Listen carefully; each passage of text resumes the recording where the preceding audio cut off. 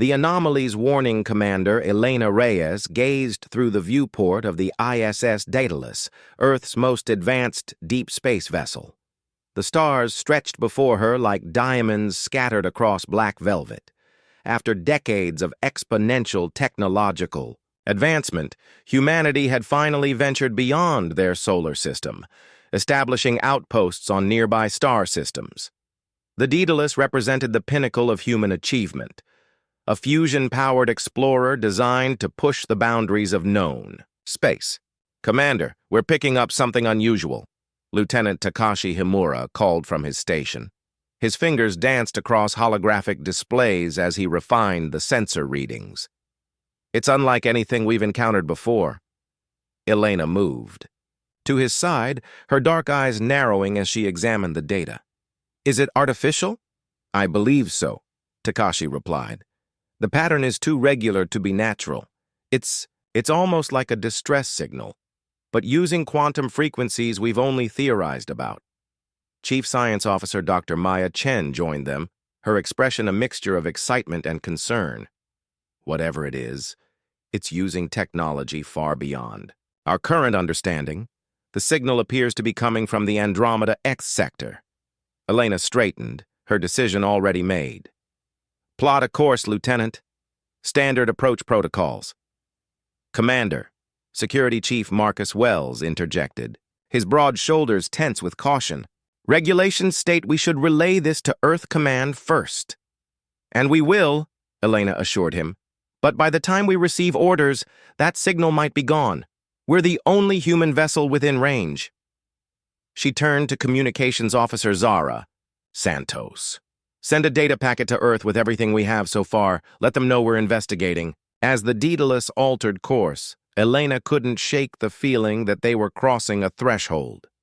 Humanity had encountered no other intelligent species in their brief time among the stars. If this signal came from another civilization, it would forever change humanity's place in the cosmos. 3 days later, the Daedalus dropped out of FTL on the outskirts of an uncharted star system. What they found left the crew speechless. A massive structure hung in space, a gleaming geometric marvel that seemed to phase between dimensions. Around it, ships of various designs maintained formation, their hulls adorned with markings no human had ever seen. "My God," Dr. Chen whispered, "an alien fleet." Before Elena could respond, the ship's communication system activated on its own, projecting a holographic figure in the center of the bridge. The being appeared humanoid, but with crystalline skin that refracted light in mesmerizing patterns. Its eyes, 4 of them, blinked in sequence as it regarded the humans. "Your vessel has entered restricted space," the figure stated, its voice translated through the ship's computers. "Identify yourselves." Elena stepped forward. "I am Commander Elena Reyes of the Earthship Daedalus. We detected a signal and came to investigate, possibly offer assistance." The being tilted its head. "Earth, your species has only recently achieved interstellar travel. You are not registered with the Collective." "The Collective?" Elena questioned. "An alliance of 37 spacefaring civilizations that maintain order in this sector of the galaxy," the being explained. "I am Emissary Talix of the Araxian Conclave. Your presence here is unexpected." Elena gestured to the massive structure. "What is that? And what was the signal we detected?" The emissary seemed to hesitate before answering. "That is the Sentinel Array. It monitors disturbances in the fabric of space-time. The signal you detected was an automatic warning." Talix's expression shifted to something Elena interpreted as concern. "A gravitational anomaly of immense power approaches this region of space. We call it the Void." Over the next hours, the Daedalus was permitted to dock with one of the Collective's stations. Elena and a small delegation were escorted to a vast chamber where representatives from various species had gathered. Displays showed the approaching anomaly, a roiling darkness that consumed everything in its path. The Void appears every 300,000 years, explained Elder Morrigan, a being with features that reminded Elena of Earth's octopi. It has destroyed countless civilizations throughout galactic history. We have been monitoring its approach for centuries. What's the evacuation plan? Marcus asked. Surely you're relocating populations from its path? The representatives exchanged glances that needed no translation. The void cannot be escaped, Talix said quietly. Its trajectory encompasses too much territory, and its effects warp the very laws of physics that make FTL travel possible.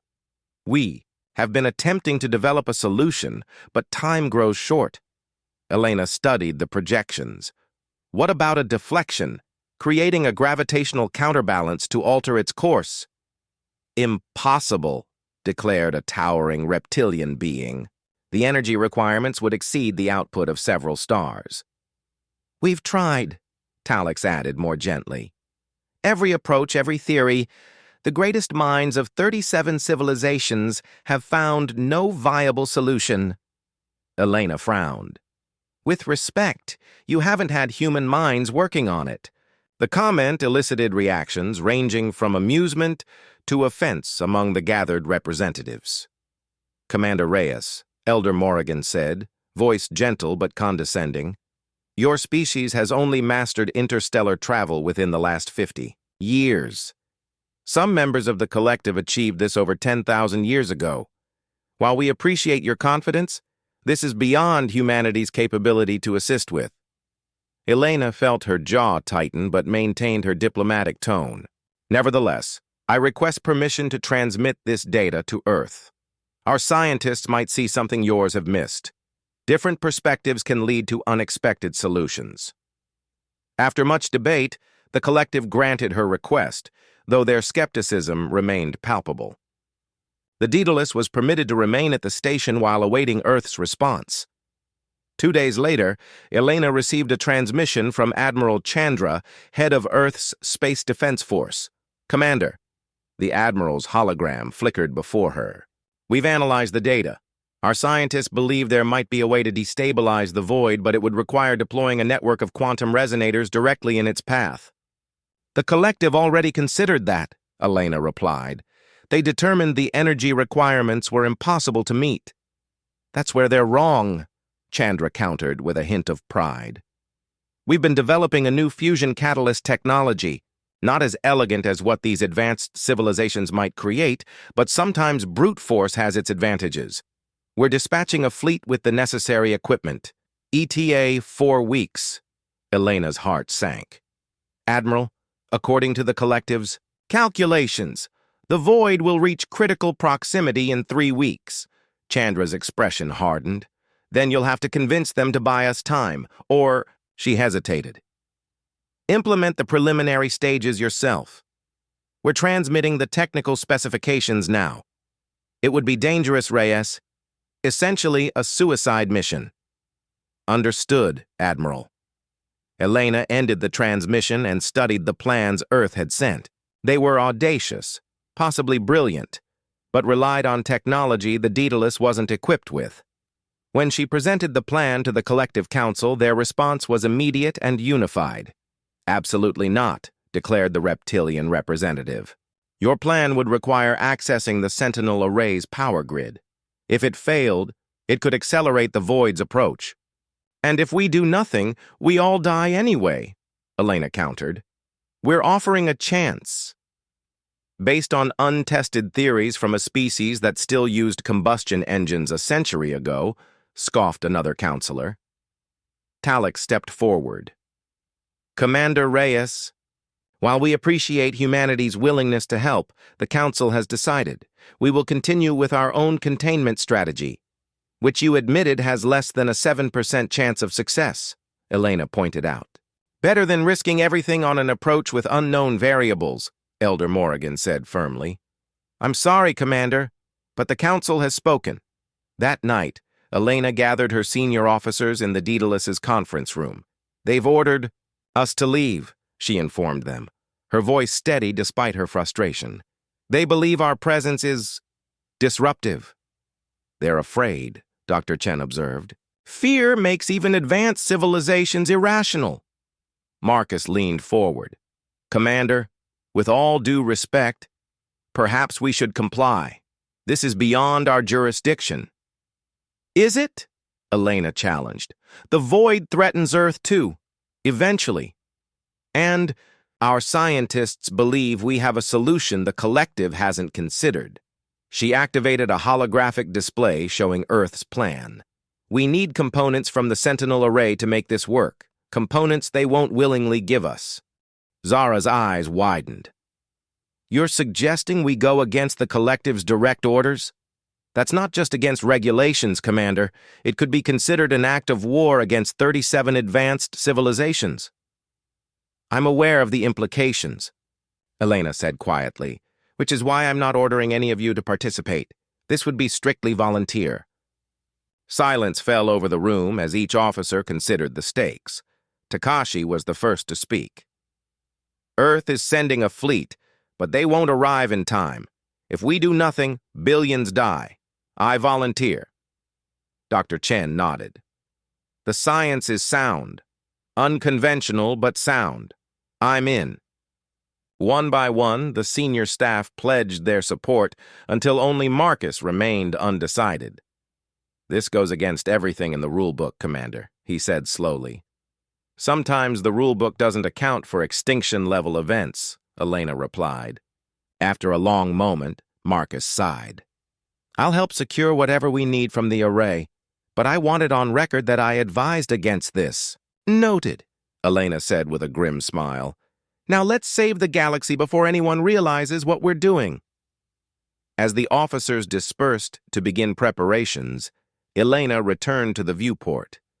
The void was still too distant to see with the naked eye, but she could feel its presence like a weight pressing against her consciousness. The collective, with all their advanced technology and millennia of knowledge, had given up hope. But humans never had been good at accepting the impossible, the forbidden knowledge. 20 hours after their decision, the crew of the Daedalus enacted their plan. Under the guise of preparing to depart, they requested permission to gather stellar data from a nearby monitoring post. The collective, eager to see them leave, granted access without suspicion. Elena, disguised in maintenance gear appropriated from the station, made her way through the labyrinthine corridors of the Sentinel, array alongside Dr. Chen and Lieutenant Takashi. Chief Wells coordinated from the Daedalus, creating a series of minor system fluctuations to distract the array's security protocols. We've got 15 minutes before they realize these aren't standard diagnostics, Marcus warned through their secure comm link. Elena nodded to her companions as they reached a sealed doorway marked with alien symbols. Maya? Dr. Chen consulted her handheld translator. Quantum Mechanics Laboratory. This should have what we need. Takashi attached a small device to the security panel. Earth tech may be primitive by their standards, but sometimes that's an advantage. Their systems are designed to detect sophisticated hacking attempts, not brute force overrides. The door slid open with a soft hiss, revealing a vast chamber filled with equipment that seemed to defy conventional physics. Components floated in mid-air, connected by threads of pure energy. There, Dr. Chen pointed to a cluster of crystalline structures pulsing with inner light. Quantum resonators, much more advanced than what Earth can produce, but the principles should be compatible with our plan. As they carefully extracted the necessary components, an alarm suddenly blared throughout the facility. We've been compromised, Marcus's voice crackled over the comm. Security forces are converging on your position. Get out now. The three officers grabbed what they could and fled back toward their extraction point. As they rounded a corner, they came face to face with emissary Talix and two security drones. Commander Reyes, Talix said, disappointment evident in his multi-toned voice. I had hoped you were more honorable than this. Elena straightened, meeting his four eyes directly. With respect, emissary, we're trying to save lives, including yours. Your council has given up. Because they understand what you refuse to accept, Talix replied. Some forces cannot be stopped, only endured. He gestured to the stolen components. Return those, and perhaps the Council will show leniency. For a moment, Elena considered her options. Fighting would be futile against the Collective's technology. Surrendering meant abandoning Earth's plan and potentially dooming countless civilizations. Before she could respond, the station shuddered violently, throwing everyone off balance. Emergency lights flickered as a second, more powerful tremor shook the structure. "What's happening?" Elena demanded, steadying herself against a wall. Talix's crystalline features shifted in what Elena recognized as fear. "Impossible. The void has accelerated. It shouldn't be this close yet." In the confusion, Dr. Chen activated her comlink. "Marcus, emergency extraction. Lock onto our signals." A moment later, the familiar sensation of molecular transport enveloped Elena. The Daedalus's teleportation technology, though considered crude by collective standards, pulled them back to the ship in a cascade of blue energy. "All hands, battle stations," Elena ordered as she materialized on the bridge. "Takashi, get us out of here, maximum speed." As the Daedalus disengaged from the station, view screens showed the collective ship scrambling in response to the unexpected. Crisis. The Sentinel array itself seemed to be powering up defensive systems. "They're not pursuing," Zara reported from her station. "They're too focused on the Void's approach." "Show me," Elena commanded. The main screen shifted to display the region of space behind them. In the distance, what had previously appeared as merely a dark patch among the stars had grown into a roiling maelstrom of nothingness that bent light around its edges. "It's accelerated by 63%, Dr. Chen said, her voice hushed with awe and terror. "Their calculations were wrong," Elena made a swift decision. "Set course for the Helix Nebula. We need space to work, and according to the Collective's star charts, it's uninhabited." As the Daedalus's FTL drive engaged, Elena gathered her officers in the ship's laboratory, where Dr. Chen was already analyzing the stolen components. "The resonators are more advanced than we anticipated," Maya explained. "But the principles are universal. With modifications, we can integrate them into Earth's plan." "How long?" Elena asked. 3 days minimum," the scientist replied. "And we'll need raw materials for the housing mechanisms." Takashi brought up a holographic map of the Helix Nebula. "There's a debris field here, remnants of an ancient asteroid mining operation, according to the collective database. We could salvage what we need." As the ship approached the nebula 18 hours later, sensors detected something unexpected: artificial structures half buried in the rocky surface of a desolate planet, orbiting a dying star. "They're old," Marcus observed, from his security station, predating the collective by several millennia based on decay patterns. Elena felt a chill of anticipation. "Any signs of life?" "None," Zara confirmed, "but there's a power signature emanating from the largest structure. It's faint, but stable." "This isn't in any of the collective records we accessed," Dr. Chen said, examining the scans. "Either they don't know about it, or they didn't want anyone else to know," Elena finished. "Prepare an expedition team. If there's technology down there, it might help us refine our approach." The surface of the planet was a study in desolation, cracked earth stretching to the horizon beneath a sky perpetually darkened by nebula gases. The abandoned structures were massive, their architecture unlike anything in collective design. All curves and spirals where the collective favored geometric precision. Inside the main structure, illuminated only by their equipment and the faint glow of ancient power systems, the team discovered chambers filled with dust-covered technology and walls covered in intricate symbols. "It's a research facility," Dr. Chen concluded after preliminary scans. "And based on what I'm seeing, they were studying the void. These equations," she pointed to a sequence of symbols, "they're attempting to model its behavior." In the central chamber, they found what appeared to be a data archive, a crystalline matrix humming with residual energy. When Dr. Chen carefully interfaced their equipment with it, the chamber suddenly illuminated as a holographic projection filled the space around them.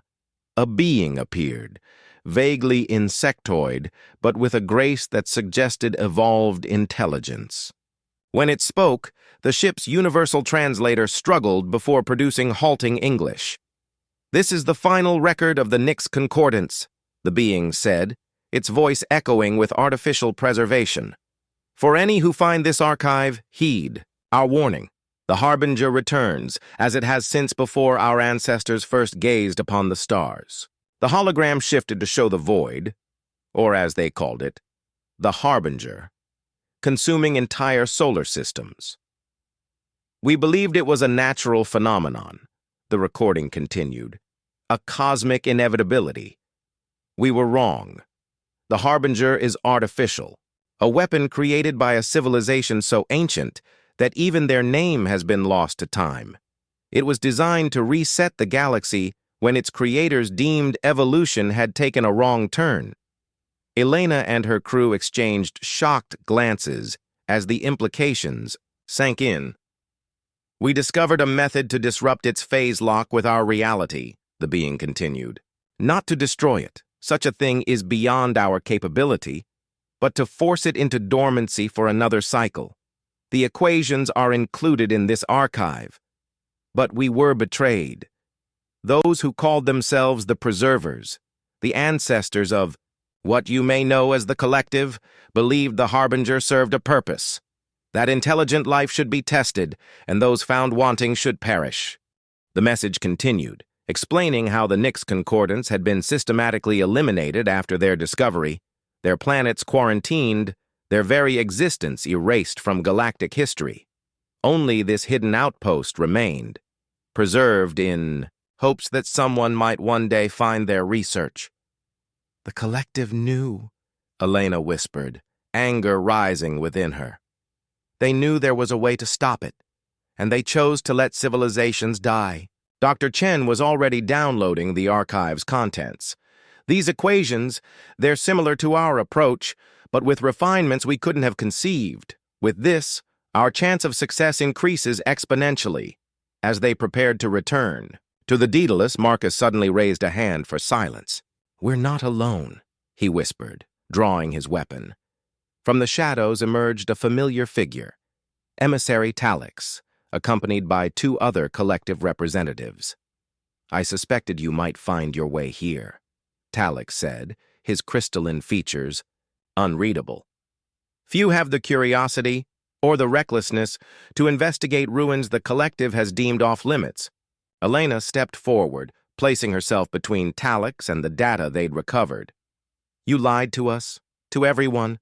The void can be stopped, but your people chose to let it serve as some kind of cosmic filter." "Not my people," Talix corrected. "The founding species. They established the protocols millennia ago, and each generation of leadership has maintained them.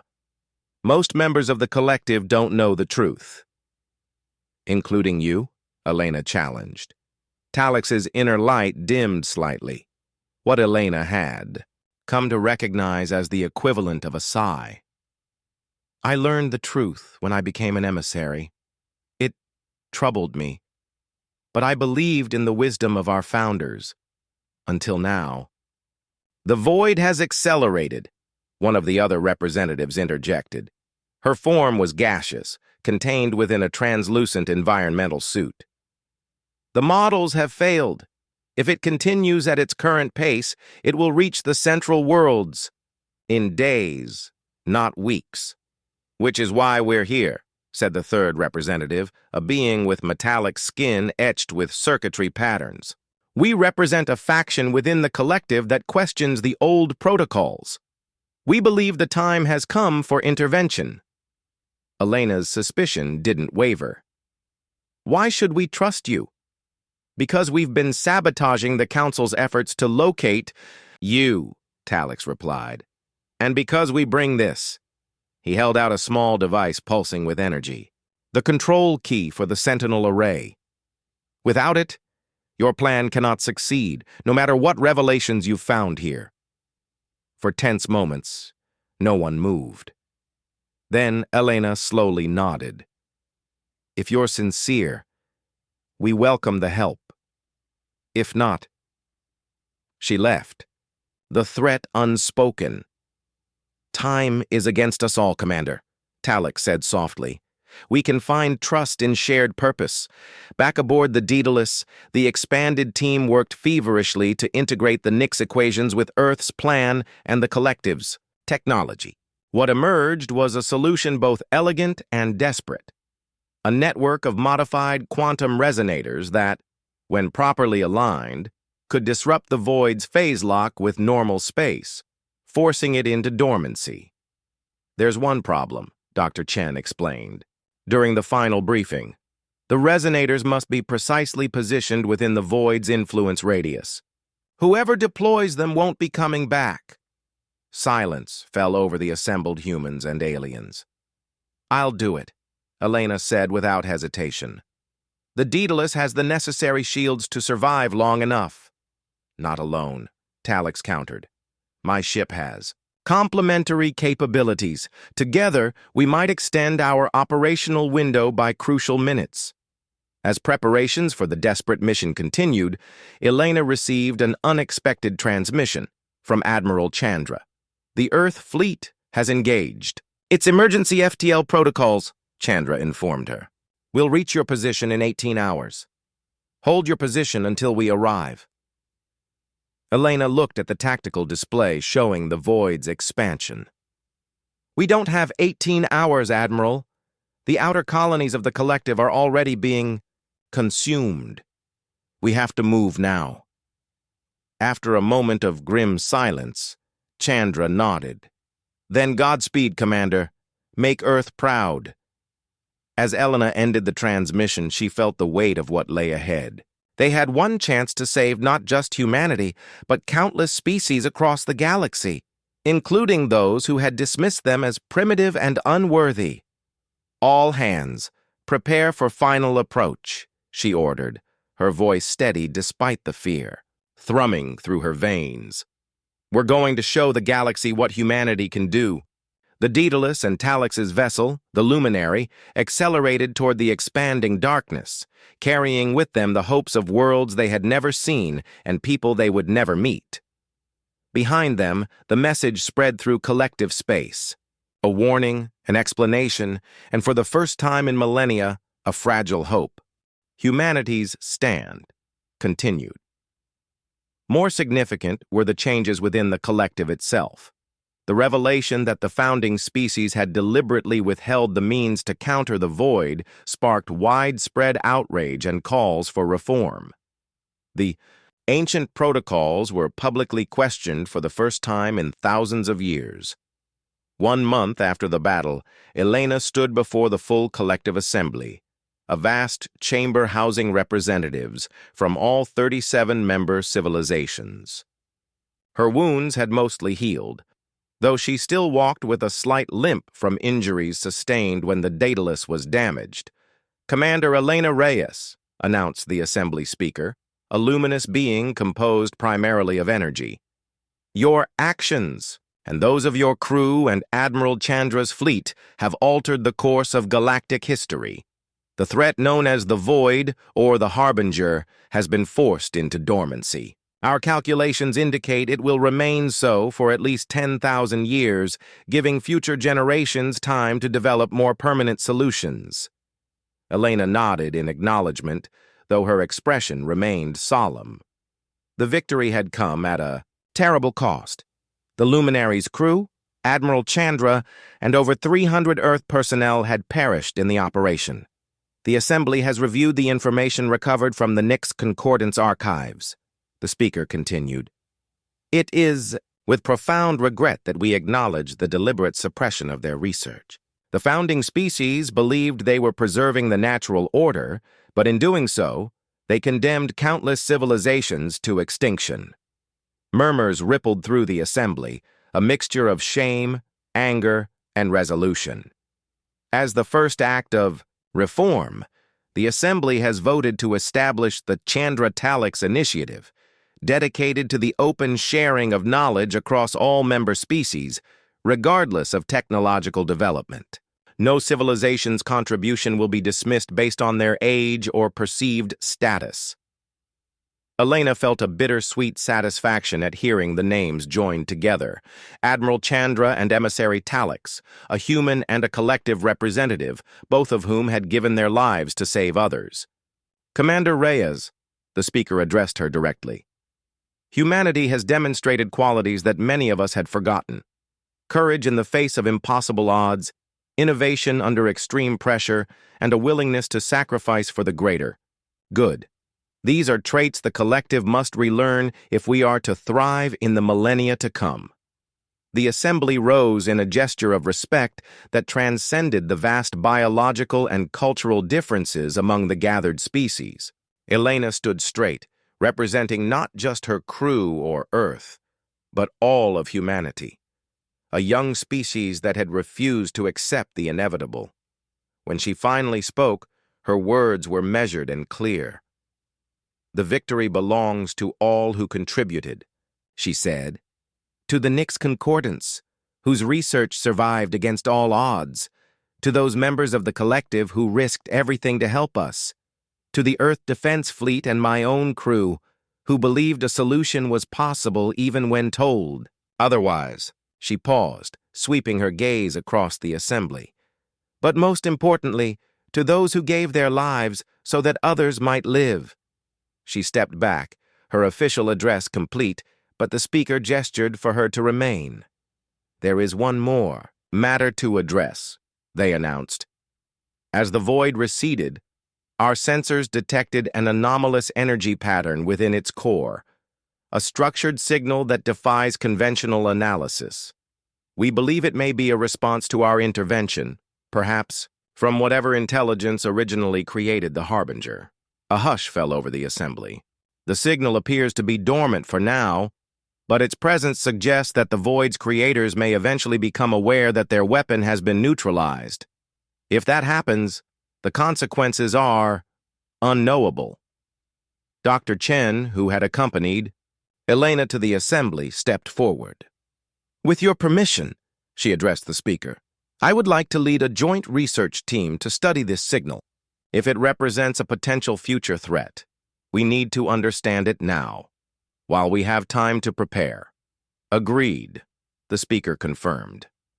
The assembly approves the formation of the First Contact Preparedness Initiative, with Dr. Maya Chen as its director. As the formal proceedings concluded, Elena found herself surrounded by representatives from various collective species, each expressing gratitude and curiosity in their own unique ways. Many asked about Earth, about human culture and history, with a genuine interest that would have been unthinkable just weeks before. Later, aboard the refitted Daedalus, Elena stood at the viewport in her quarters, gazing at the distant stars. Her ship would return to Earth soon, carrying with it unprecedented knowledge and technology offered freely by collective allies. Humanity would advance centuries in a handful of years, not through conquest or theft, but through cooperation, earned by their actions. A chime at her door announced a visitor, Dr. Chen, carrying a data tablet. "The last of the Prometheus survivors are stable," she reported. "They'll be transported back to Earth on the medical frigate tomorrow." Elena nodded gratefully. "And your research?" Maya's expression grew more intense. "We've begun preliminary analysis of the signal. It's incredible, Elena.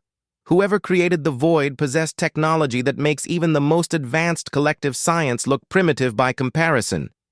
"A threat?" "Potentially," Maya admitted, "but also an opportunity. This could represent the first evidence of a civilization that predates all known galactic history.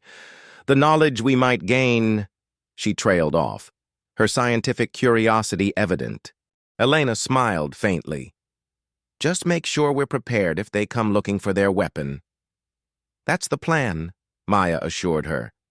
"The collective is already retrofitting their defense grid with modifications based on our fusion technology. Turns out our primitive approach to energy generation has applications their scientists never considered." After Maya left, Elena returned to the viewport. The galaxy spread before her, vast and mysterious, filled with wonders and dangers in equal measure. Humanity had taken its first true steps into this larger universe, not as conquerors or supplicants, but as equals, proven in the crucible of crisis. The ship's communication system chimed, indicating an incoming message from Earth. President Alvarez appeared on the screen, her expression solemn but proud. "Commander Reyes," she greeted. "I've just finished addressing the United Earth Congress regarding the events at the Void. Your mission has been declassified, and the world now knows what you and your crew accomplished." "How are they taking it?" Elena asked. "The knowledge that we're not alone, and that the galaxy is both more wonderful and more dangerous than we imagined?" The president smiled. "With the resilience that defines our species. There's fear, certainly, but primarily I'm seeing hope. Universities are overwhelmed with applications for astrobiology and xenolinguistics programs. Our first collective cultural exchange delegation arrives next month, and people are lining up for the chance to serve as hosts." She paused, her expression growing more serious. "The Admiral's sacrifice, and that of all those lost, will never be forgotten. We're establishing the Chandra Space Academy to train the next generation of explorers. Her legacy will live on in those who follow the path she helped forge." After the communication ended, Elena summoned her senior officers to the conference room. The faces that gathered around the table showed the scars of their ordeal, but also a quiet pride and determination. "New orders from Earth Command," she informed them. "Once repairs are complete, the Daedalus is to return to the Helix Nebula. We're to establish a permanent research outpost at the Nyx ruins and continue working with our collective allies." Takashi raised an eyebrow. "They're sending us back out there? After everything?" Elena nodded. "Who better? We've proven what humanity can accomplish when pushed to its limits. Now we get to show what we can do with willing partners and open exchange of knowledge." Marcus leaned forward. "And if we detect more signals from whatever created the void?" "Then we'll be the first line of defense," Elena said simply, "but also the first to extend a hand in potential friendship. That's the balance humanity has always walked, cautious but hopeful, prepared for the worst, while striving for the best." As her officers dispersed to begin preparations, Elena remained at the table, reviewing the preliminary designs for the joint human collective outpost. The structure incorporated elements from Earth architecture alongside features from various collective species, creating something entirely new, a physical representation of the unprecedented alliance that had formed in the face of extinction. 3.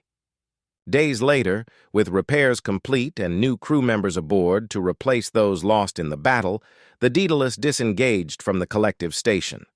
As the ship prepared to engage its FTL drive, a message came through from the assembly speaker. "Safe. Journey Daedalus," they said. "Remember that you carry with you not just the hopes of humanity, but of all civilization in this galaxy. The stars shine brighter because of what you have accomplished." Elena acknowledged the message with a respectful nod before turning to her helmsman. "Lieutenant Takashi, take us out. We have work to do." The Daedalus leapt into faster-than-light travel, its course set for the mysteries that awaited at the edge of known space. Behind them, Earth continued its rapid integration into the galactic community, while ahead the secrets of the Void's creators and countless other discoveries remained to be uncovered. Humanity had answered the call when all others had fallen, silent. They had faced the darkness with ingenuity, courage, and an unwavering refusal to accept defeat. And in doing so, they had not only saved the galaxy but changed it forever. The journey had only just begun,